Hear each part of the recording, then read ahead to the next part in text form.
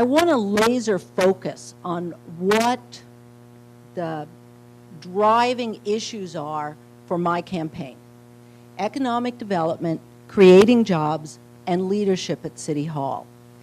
When we look at this question here about how would we fix what's going on within City Hall, I have several ideas that I put forward in my brochure that I'll share with you now.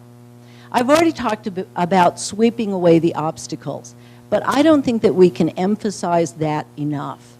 There is so much regulation, policies, the way we've always done it, talk, and confusion sometimes. One of the things that I would look at is examining those policies and practices and the personnel to streamline our planning and development program. I would also look at what are we doing for the people who are working at City Hall. Every one of them wants to succeed.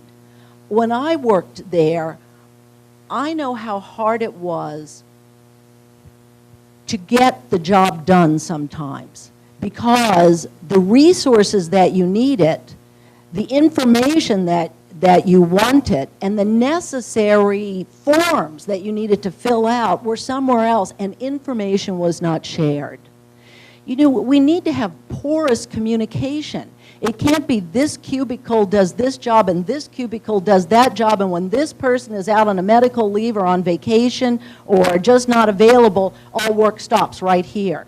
We have to do cross-training for our employees. We need to have an evaluation process for employees within City Hall, which is positive and motivating and builds on their strength and creates a culture that allows people to take risks, to sometimes fail, to learn from their mistakes, and to move on.